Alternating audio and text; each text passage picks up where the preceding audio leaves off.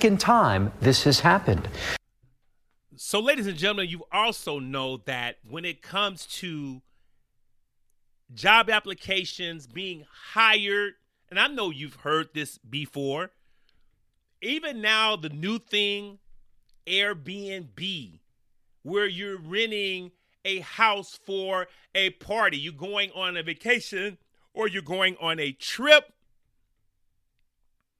and you do not want to stay in a traditional hotel. You have, you're rolling 25, 30 deep, you're turning 30, you're turning 40, and you want to have a shindig inside of a house that is not in your hometown. So you rent an Airbnb, or at least you go online to try to rent one.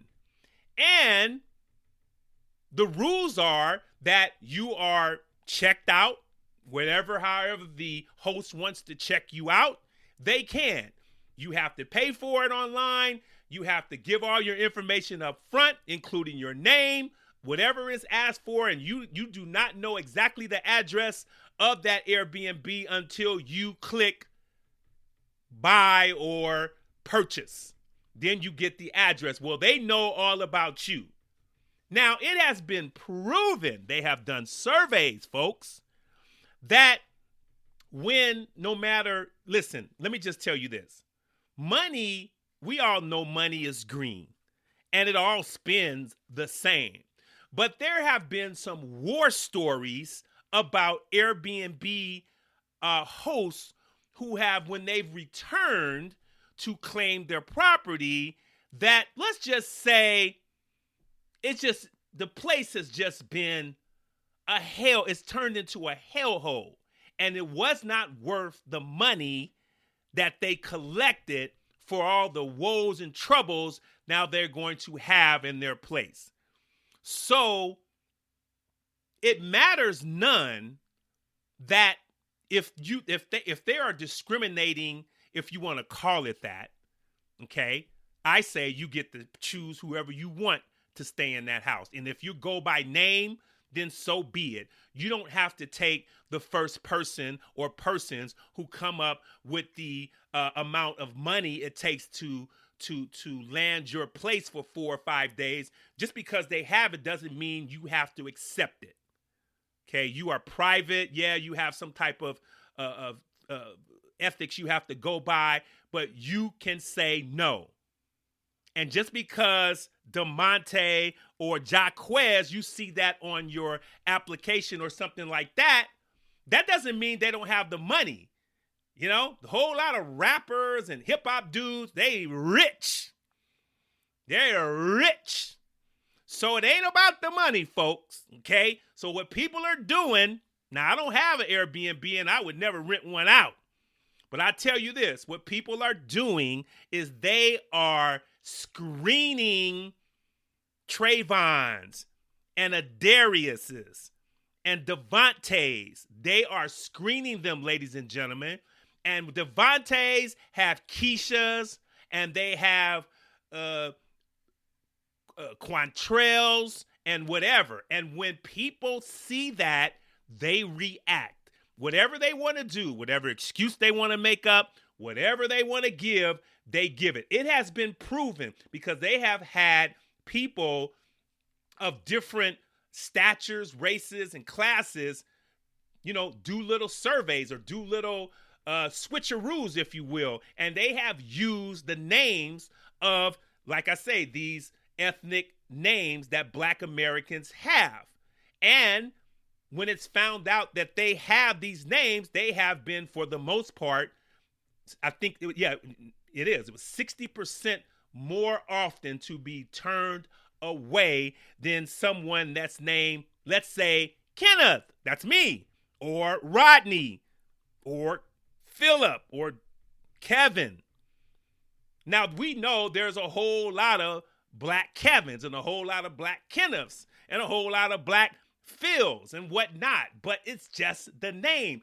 The name is like saying that, you're dealing with something extra.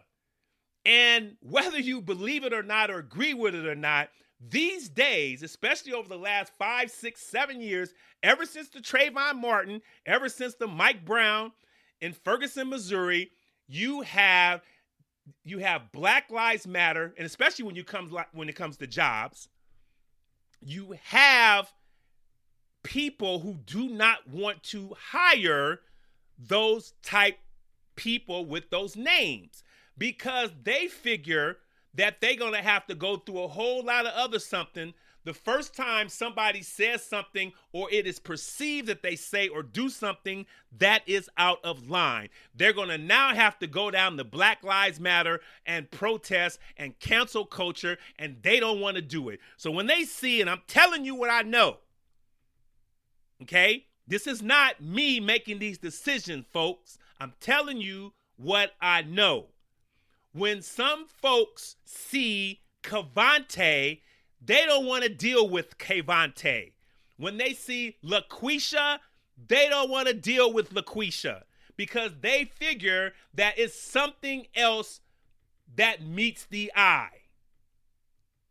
However that goes. They don't want to deal with it. They rather not. They rather take their chance with Paul. They rather take their chance with Sydney.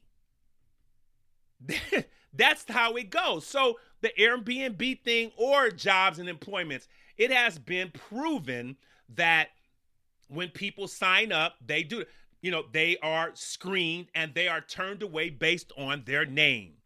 And listen, there's one thing with being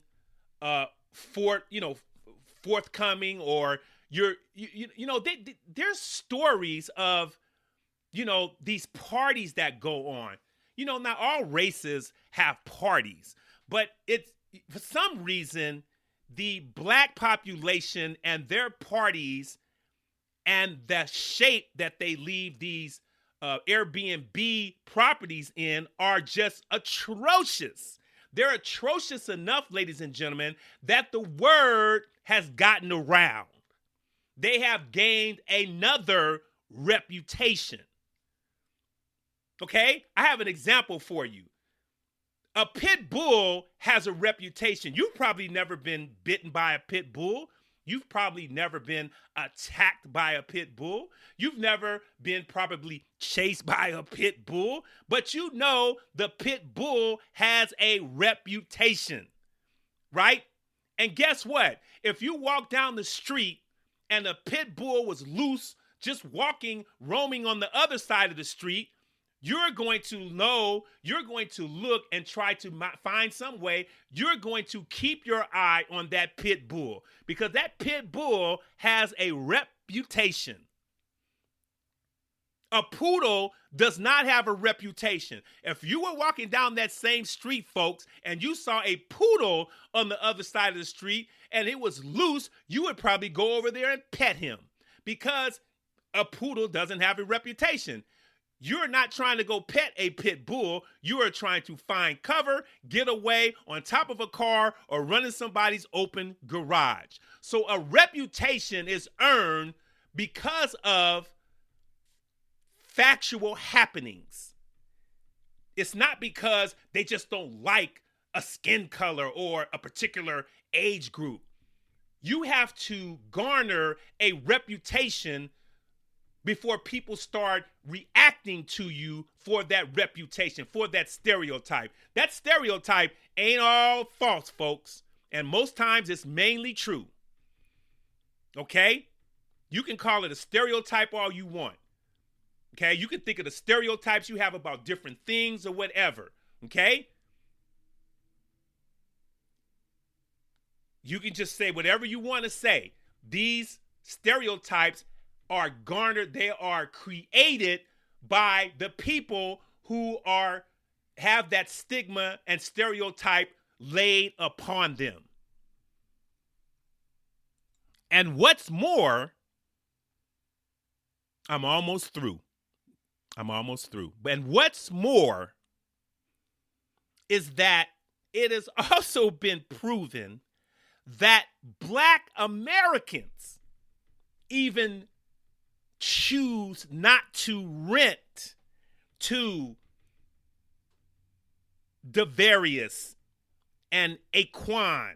They know as well. And it can even be, ladies and gentlemen, think about this.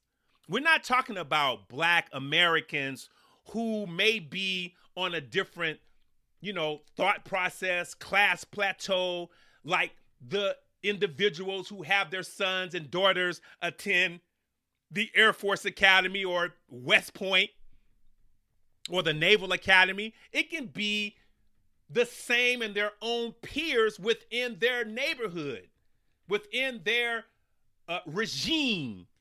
And they can discriminate against their own because of the reputation. Who knows more about a reputation than the person who is the reputation is on them? They know more than anyone else. They know their own people.